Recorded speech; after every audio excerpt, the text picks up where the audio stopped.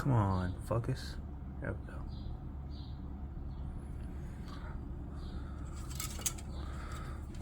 I'll clean that up.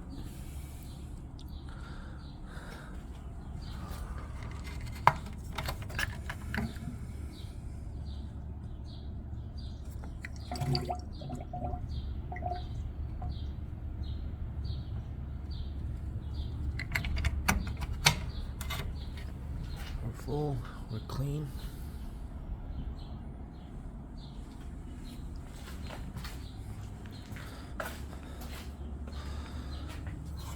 We're cold. This is my turbocharger. Definitely cold.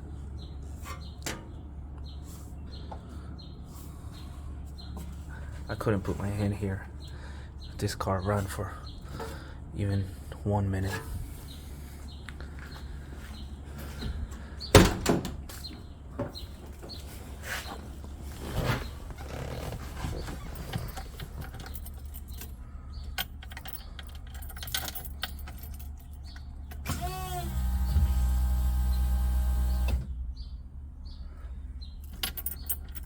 Oil pressure, temperature, 120's the minimum the gauge reads. Vacuum. That's the wideband, air fuel ratio.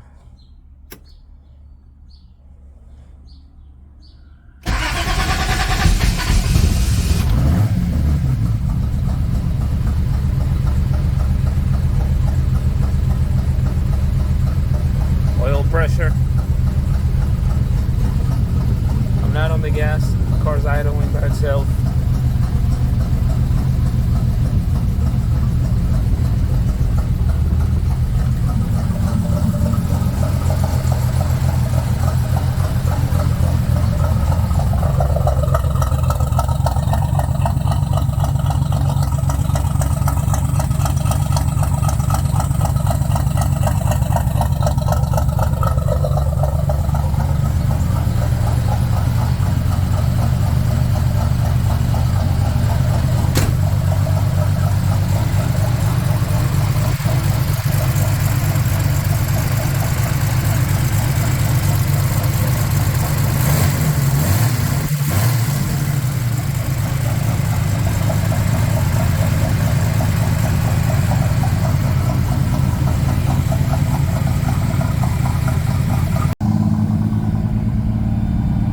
As the car warms up, the idle increases.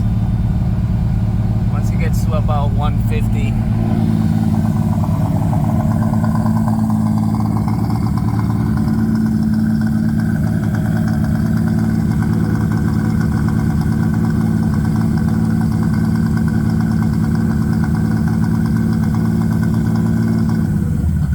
there we go.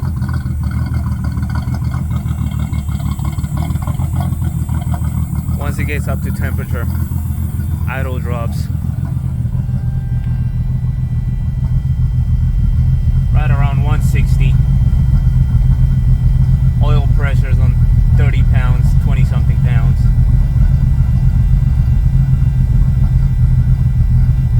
Idle air fuel ratio is about 13. Goes a little rich.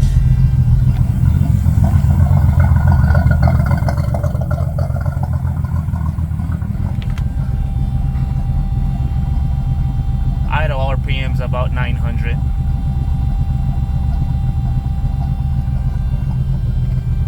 Not a lot of vacuum. Because of the cam, not a lot of vacuum. The brakes get stiff on stop and go traffic.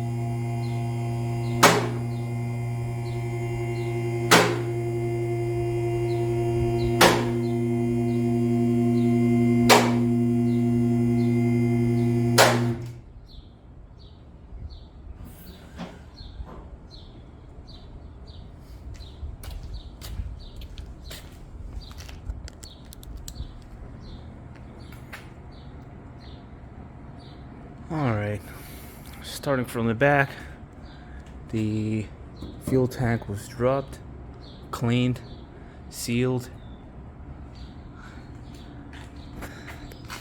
This is the very loud Deckworks 450 or 350 liter per hour fuel pump. The car has the original factory R200 differential with a phantom grip fake LSD bullshit. That's not a nice part, but I've actually had it there for like 5 years and it works great. It locks both wheels, and this car will lay 2 distinct patches on the asphalt, so it actually works. I don't know how long it's gonna last, but it's been great. And I replaced the fluid like 2 or 3 times since then, and I don't get any metal out of it, so I trust it. It's got a 200ZX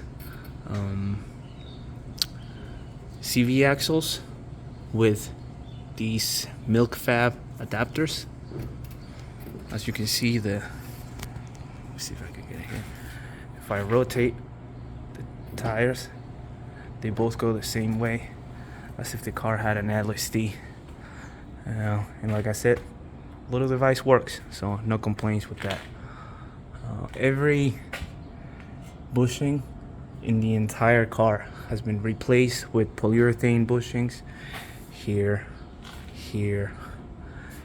every single one. It's got a complete energy suspension master bushing kit. I'm not a big fan because they're kind of squeaky, but they work great, and it beats the old stuff that I had in there.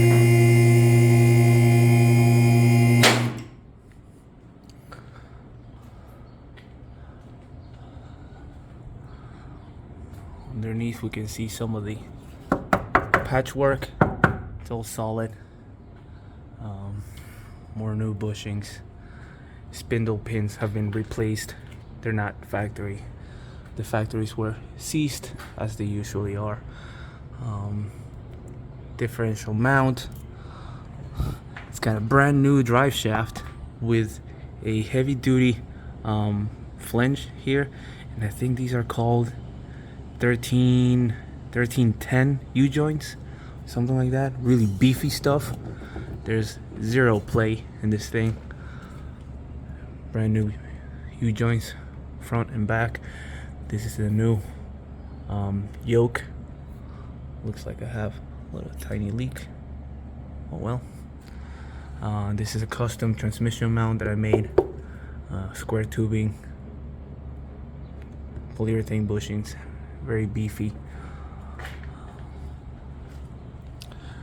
Fuel lines, they're all nickel copper lines. So the fuel lines and brake lines are all brand new and replaced, because I have replaced the floors on this car. Actually, the floor pans on both sides, passenger side and driver side, are all brand new metal. Frame rails, really solid, brand new metal. This area I beefed up so it can be a jacking point, because a lot of people jack up from the frame rails and they get crumpled up. So I added an extra layer of steel there. It's pretty beefy, and now you can jack it up from here if you wanted to.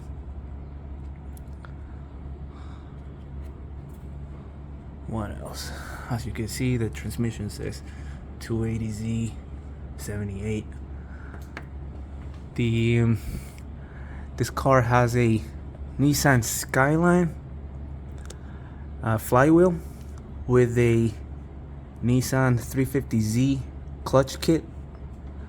It's a 6-pad sprung clutch kit for a heavy duty application. I think it's supposed to hold about 450 pound-feet of torque, so plenty of clutch, and it's actually not heavy. It's very easy to drive.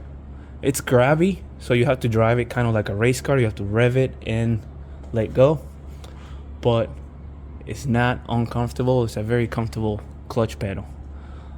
Obviously, 3-inch exhaust from the turbo.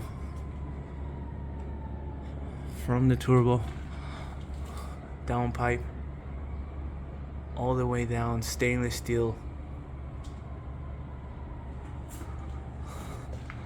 all the way back. It has a resonator and a muffler,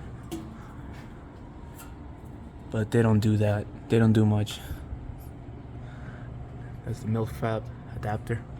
Yeah, they don't do much. This car is pretty loud, along with the loud fuel pump. Maybe not a daily driver unless you're a real hardcore.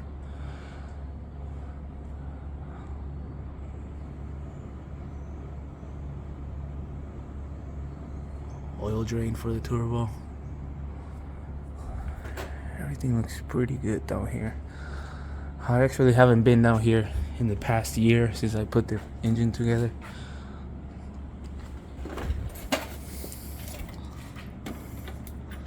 You can see my intake there. Air filter, K&N air filter.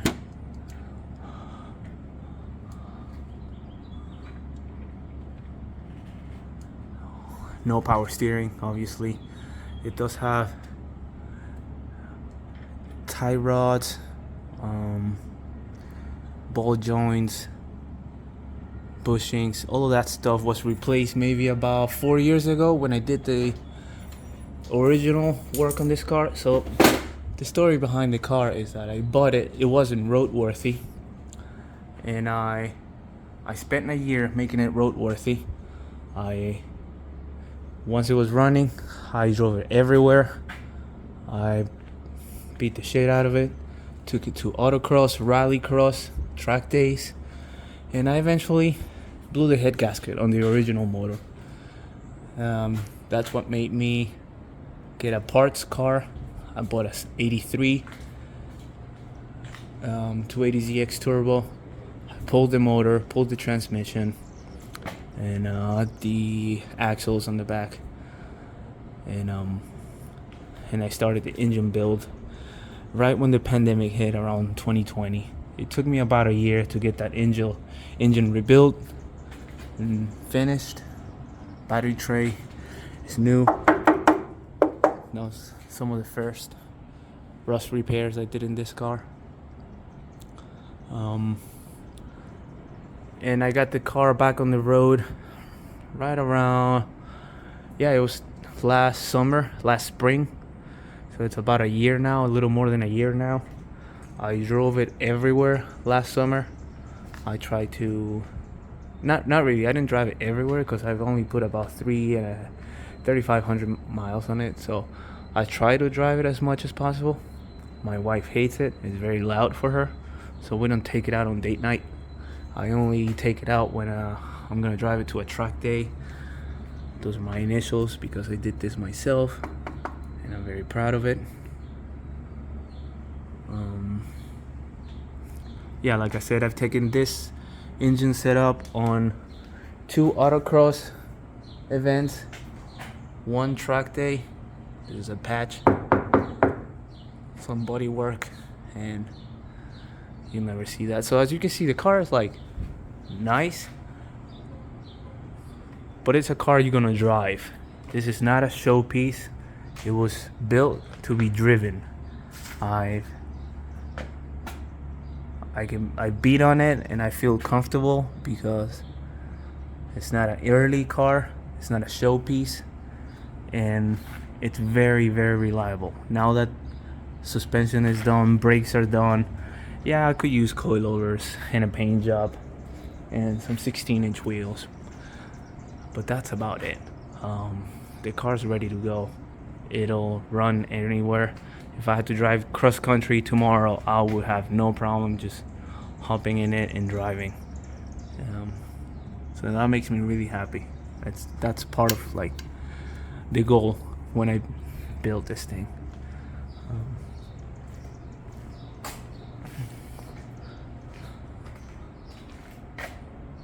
I think that's it. Sometimes it runs rich. It stains. It's putting stains out the exhaust. I do have a baffle for this muffler. It actually does a pretty good job, but it broke. So now the exhaust is just open. Here's another patch. You can kind of tell.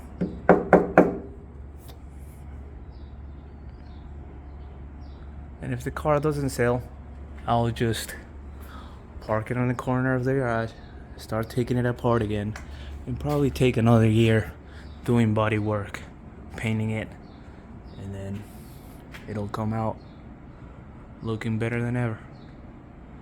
I think that's it. If you have any questions, feel free to contact me on YouTube or wherever you see this posted, and I'll make sure I can answer all your questions. Tires are brand new.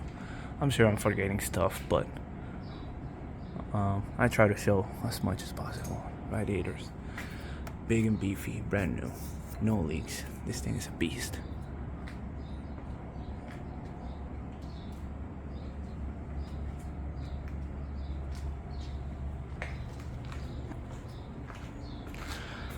Oh yeah, we're actually gonna take it for a drive. I'm not done with this video.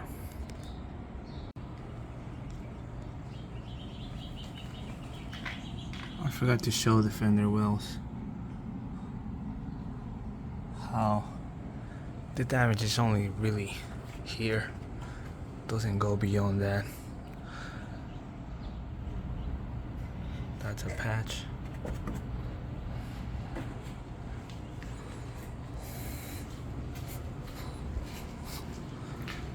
Same on the other side.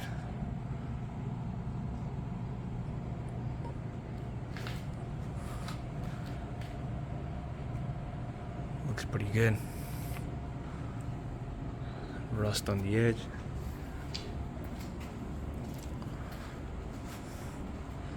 Front fender wells are pretty good. This is the brace I was talking about. That's welded in there. Some people like it, some people don't. Some more of the wiring. As you can see, the wiring is all brand new with new waterproof plugs. Everything's wrapped properly.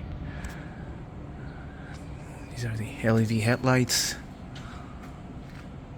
and this is the turn signal right here. I took him out of here. The plan was to put a grill that will cover the holes, but I didn't get to that. The horns are installed, they're not working. More wiring, tied it up, nice and clean, all wrapped up. Wiring, new, tidy, waterproof.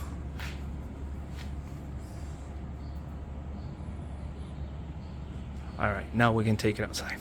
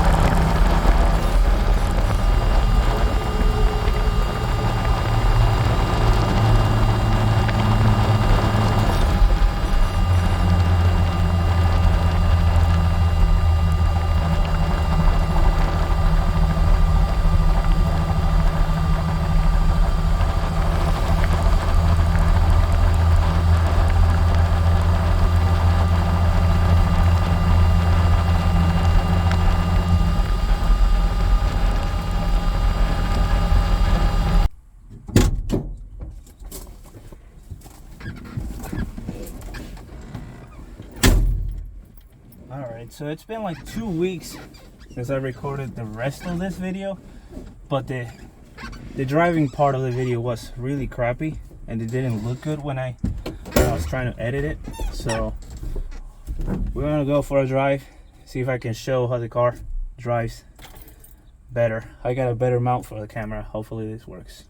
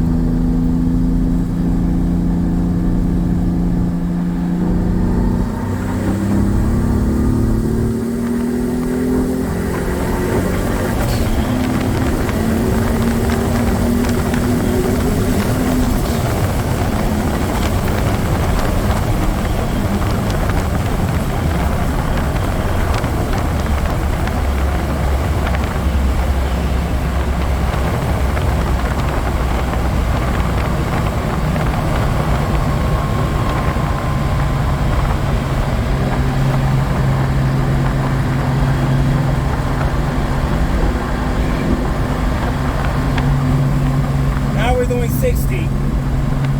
Fifth gear. 2800 RPM. You can do this all day.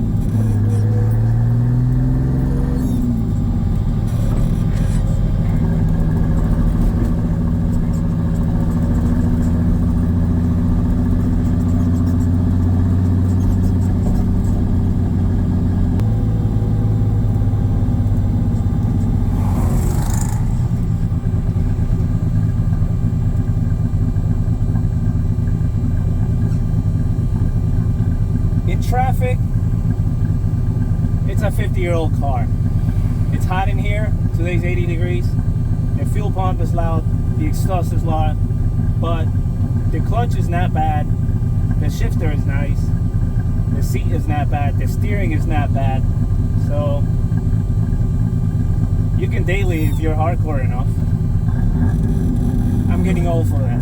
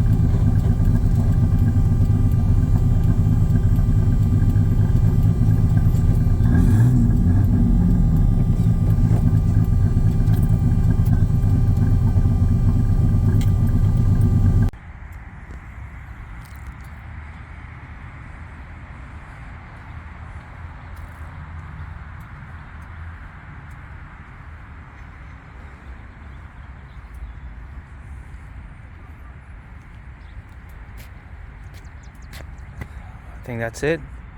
We covered everything. We went for a ride. As you can see, the car, it's loud. The fuel pump is loud, but sounds great. It's actually a lot of fun.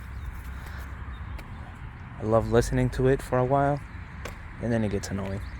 But engine pulls really hard. What you just saw was a couple of let's just say triple digits. Let's not get into details, but it can get up there without a lot of effort.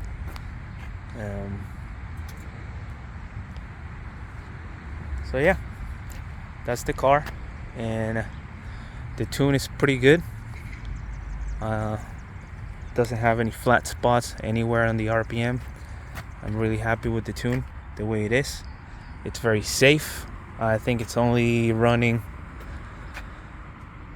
I believe, 20 degrees of advance at full boost at redline.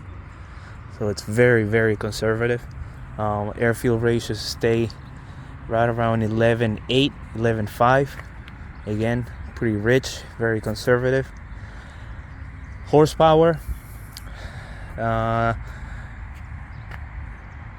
we're talking somewhere between 220 and 240, based on the mods, based on the boost level, based on a couple cars that I've lined up against that are making some less, some more, and this one's should be right around 220, 240 horsepower at 6 pounds of boost, which is actually pretty good, really good.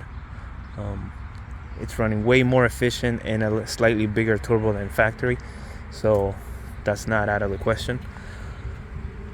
It's got the hardware to run 12, 14 pounds of boost and make 300 horsepower easy, not a problem. It's got enough fuel pump, it's got enough injector, it's got enough exhaust, it's got enough turbo, it's got enough intercooler. It's got fully programmable ECU, so 300 will be no problem on this motor. Alright, I guess that's it. I hope I didn't make this video too long, and I'm sure I forgot a lot of stuff because I put so much work into this car, but this is as short as I could make it.